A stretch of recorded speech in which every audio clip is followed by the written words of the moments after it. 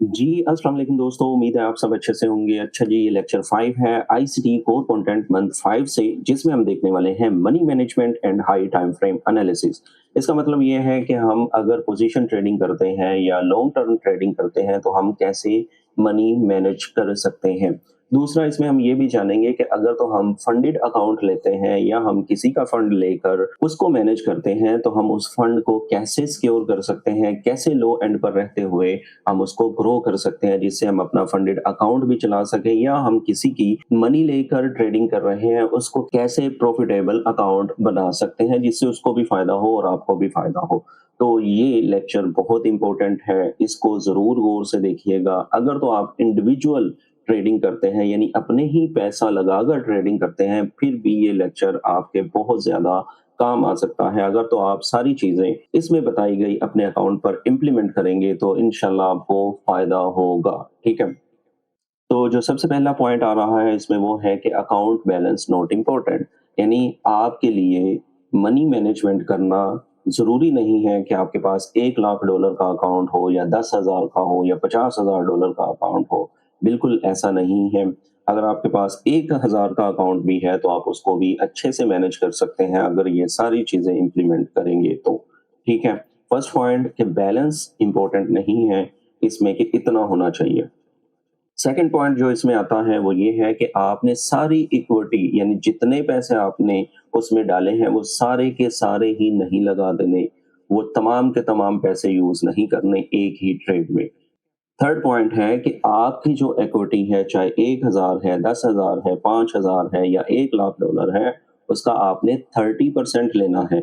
For example, यहाँ पे हम मिसाल लेते हैं कि आप जाते हैं $10,000 के साथ, या आप एक फंडेड अकाउंट लेते हैं जो कि 10,000 है, तो आप उसका 30% अपने माइंड में रखें, या जो लिमिट उन्होंने दी हुई है। मिसाल के तौर पे आपको फंडेड कंपनी ने कहा कि हम आपको 10,000 टोटल इक्विटी दे रहे हैं, लेकिन उसमें आपका जो मैक्स लॉस है वो 1,000 है। तो हम यहाँ पे इमेजिन करते हैं कि हमारे पास $1,000 है, और हम उसको 30% पर लेके जाते हैं, यानी हम ये समझ लेते हैं कि हमारे पास अब $300 है। ठीक है। तो हमारे माइंड में $300 होना चाहिए, ना कि 10,000, क्योंकि 10,000 पर मैक्सिमम हमारा लॉस कितना होगा? 1,000 का।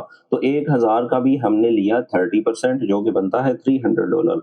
हमने ये इमेजिन करना है कि हमारे पास $300 है। क्यों ये इमेजिन करना है? क्योंकि अगर ये $300 लॉस भी हो जाता है, तो हमारे पास अगेन जो है 2 और मौके हैं, यानी 300 के, कि हम इसको मैनेज कर सकते हैं। ठीक है।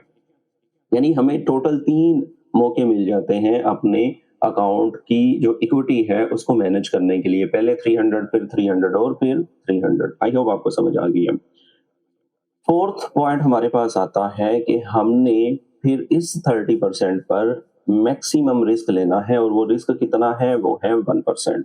यानी आपके पास $300 रह चुके हैं, तो हमने पर ट्रेड 1% लेना है। तो अब यहाँ पे आता है कि 1% तो बनता है $3 ओनली।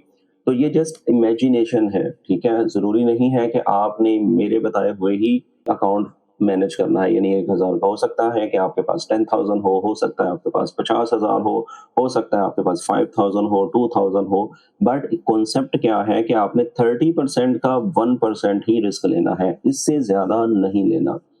ठीक है। आई होप समझ आ रही है आपको। अब आते हैं कि हमारी जो ट्रेड होगी वो क्या होगा, उसका रिस्क टू रिवार्ड रेशियो या रिवार्ड टू रिस्क वो होना चाहिए 1/3।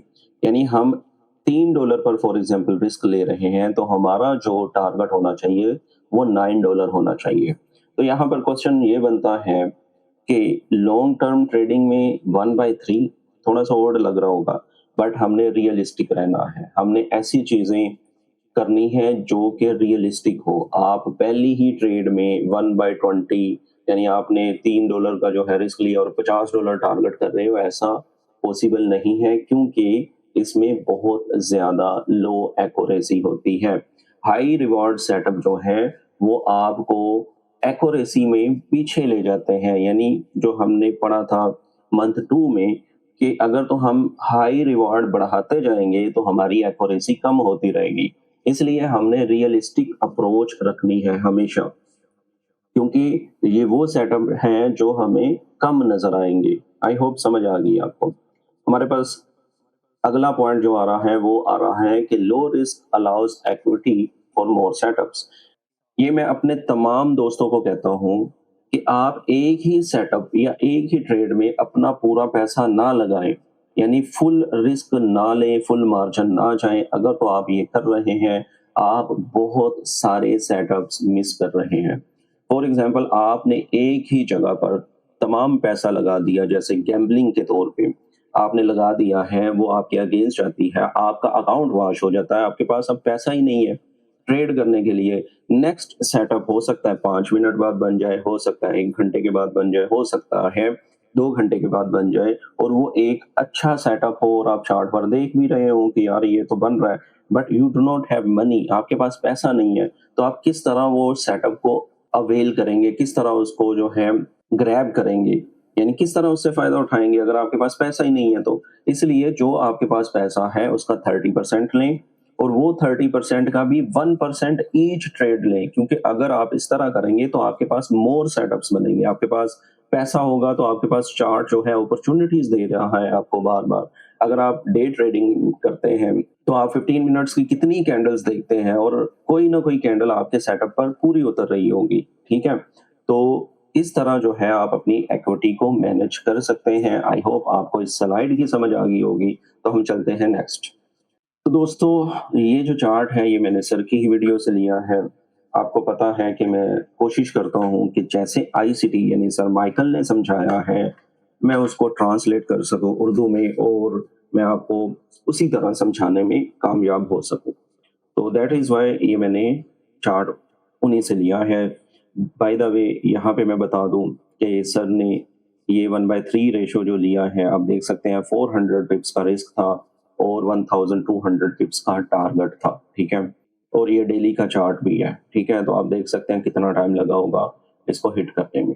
एनीवे, आते हैं मनी मैनेजमेंट एंड एक्सपेक्टेशंस पर। जैसा कि मैंने शुरू में भी बताया है कि फंडेड अकाउंट अगर आप मैनेज करते हैं या किसी से भी फंड लेते हैं, तो ये एक्सपेक्टेशंस जो इन्वेस्टर्स हैं उनकी क्या होती है और आपकी क्या होनी चाहिए। सबसे पहले आपने फोकस करना है एनुअली परसेंटेज रिटर्न पर, कि आपको साल में कितना परसेंटेज मिलेगा पूरी इक्विटी या इन्वेस्टमेंट पर, ठीक है?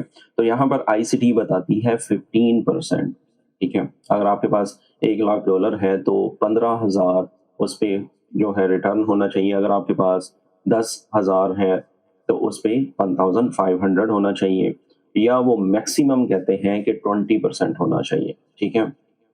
20% उनके नज़दीक हैंडसम एनुअल रिटर्न है, ठीक है? इससे ज़्यादा अगर करोगे तो डेफ़िनेटली आपको रिस्क भी बढ़ाना पड़ेगा। 25 पर वो बताते हैं कि इफ यू आर लकी या आपके बहुत अच्छे नसीब है तो आप जा सकते हैं, but 20% return is a good return, ठीक है? हो सकता है कि आप लोगों को ये लग रहा हो कि ये तो कुछ भी नहीं है, बट यहाँ पे फंडेड अकाउंट की बात हो रही है, यहाँ पे किसी के पैसे मैनेज करने की बात हो रही है, ठीक है? फॉर एग्ज़ाम्पल अगर आप बैंक की मिसाल लेते हैं, तो बैंक जो है वो आपको देता है 11% या 10%, इंटरेस्ट रेट की बात कर रहा हूँ मैं, यानी शरह सूद जो है हमारी कंट्री में तो शायद 11% या 12% चल रहा है या 20% भी हो गया था, लेकिन अभी 10 या 11 चल रहा है। तो बैंक आपको इतना देते हैं, फिर म्यूचुअल फंड्स हैं या इंस्टीट्यूशंस हैं, वो भी आपके पैसे लेकर जो है वो आपको रिटर्न देते हैं। जैसे पाकिस्तान में लाइफ इंश्योरेंस है या इंडिया में भी इस तरह की इंश्योरेंस होगी, जो आपके पैसे लेकर आपको रिटर्न देते हैं। बट अगर आप मैनेज कर रहे हैं तो 15 टू 20% आपने ज़हन में रखना है। दूसरी चीज़ जो याद रखने वाली है वो क्या है कि लॉन्ग टर्म सेटअप्स जो हैं, वो बहुत कम बनते हैं एनुअली। पूरे साल में आपको हो सकता है 2 या 3 ही मिले, यही आईसीटी ने बताया है। और वो कहते हैं कि अगर तो आपको 3 से ज़्यादा मिल जाते हैं, यू आर लकी। यानी ये नहीं होगा कि हर क्वार्टर में आपको ट्रेड मिल रही है, हर 3 मंथ में आपको ट्रेड मिल रही है, ऐसा नहीं होगा। सर माइकल का कहना है कि 2 सेटअप भी मिल जाएँ तो ये भी आपके लिए इनफ है। इसलिए वो कहते हैं कि जो लॉन्ग टर्म या पोज़ीशन ट्रेडर्स होते हैं, वो हमेशा वेकेशंस पर जाते हैं, वो डेली चार्ट को ओपन नहीं करते, वो डेली ट्रेड नहीं करते। अब हमारे पास आता है तीसरा पॉइंट, वो है कि आपने ये भी सीखना है कि अगर मार्केट आपके अगेंस्ट जाती है, यानी आपका प्रॉफ़िट जो है वो ड्रॉ डाउन होता है, तो ये भी आपने सीखना है। फॉर एग्जांपल मार्केट ऊपर गई, देन उसने रिट्रेस किया, देन ऊपर गई, देन रिट्रेस। तो वो जो रिट्रेस हो रहा होता है, वो आपने सीखना है कि नो प्रॉब्लम्स, आई नो कि ये लॉन्ग टर्म में बाय ही है। तो वो रिट्रेसमेंट पर सर माइकल ने एक सजेशन दिया है, वो ये है कि जैसे ये येन पेयर है, ठीक है? डॉलर येन है, यूएसडी जेपीवाई, तो यहाँ पे जब रिट्रेस हो रहा होगा, मार्केट नीचे आ रही होगी, तो आप यूरो डॉलर में जाएँ या पाउंड डॉलर में जाएँ तो आप उसको बाय कर लें। वो इसके अगेंस्ट जाता है, इन्वर्सली रिलेटेड है, तो आप इस तरह अपने फंड्स को मैनेज कर सकते हैं कि इधर रिट्रेसमेंट हो रही है, इधर जो डॉलर येन है नीचे आ रहा है, तो आप उसको बाय कर सकते हैं। बट ये रिट्रेसमेंट नॉर्मल है और ये होती है, तो इस चीज़ को भी आपने ज़हन में रखना है। यहाँ पे 4th पॉइंट है, वो ये है कि आपने स्टॉप लॉस को मेजर नहीं करना। डे ट्रेडिंग में, इंट्राडे में हम क्या करते हैं कि हम स्टॉप लॉस को मेजर करते हैं। जैसा कि सर माइकल भी बताते हैं कि उनका स्टॉप लॉस होता है 35 पिप्स, ठीक है? वो 35 पिप्स को एक अच्छा स्टॉप लॉस कंसीडर करते हैं, बट इन दिस सिनेरियो ऐसा नहीं होगा। आपका स्टॉप लॉस बड़ा होगा, ठीक है? क्योंकि आप एक लॉन्ग टर्म ट्रेडिंग की तरफ जा रहे हैं, जैसा कि सर ने यहाँ पे 200 पिप्स की मिसाल दी है, ठीक है? 200 पिप्स पर आप 600 पिप्स जो है, वो रिवार्ड की तरफ जा रहे हैं, तो ये बनता है 3 रिवार्ड टू 1 रिस्क, ठीक है? तो इस तरह जो है आपने स्टॉप लॉस को भी मेजर करना है, यानी आपको ये नहीं है कि इतने पिप्स होगा तो मैं भाई बहुत प्रो ट्रेडर हूँ, ऐसा नहीं है, इसमें इस तरह होगा। अब आते हैं कि आपने ट्रेल नहीं करना स्टॉप लॉस को, जैसा कि अगर इस पिक्चर में देखते हैं, तो मार्केट ऊपर मूव कर गई है, तो आप ऐसा करें ब्रेक इवन कर दें। जब मार्केट इससे ऊपर चली गई है, तो आप यहाँ पे रख दें, ऐसा इसमें नहीं होगा, ठीक है? आपने ये नहीं करना, ठीक है?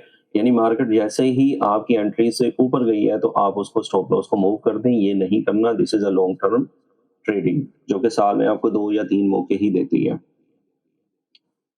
अब हमारे पास पॉइंट आता है कि अगर तो हमने एग्ज़िट करना है ट्रेड से, तो हमने लॉजिकल टारगेट सेट करने हैं और फिर एग्ज़िट करना है। जब हम एग्ज़िट करेंगे, तो हमने री एंटर भी लॉजिकली ही करना है।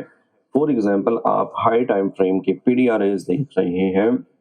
अगर यहाँ पे देखते हैं, तो हम यहाँ पे एंटर होते हैं, तो हम यहाँ पे एग्ज़िट क्यों हो रहे हैं? क्योंकि हमारे पास कोई हाई टाइम फ्रेम के पीडीआरएस होंगे, कोई ऐसी चीज़ यहाँ पे होगी जहाँ पर हमने एग्ज़िट लेना है और हमें ये पता होना चाहिए कि यहाँ पे क्या है और क्यों हम यहाँ से एग्ज़िट ले रहे हैं, और फिर अगली जो ट्रेड बनेगी उस हिसाब से फिर हमने री एंटर भी करना है।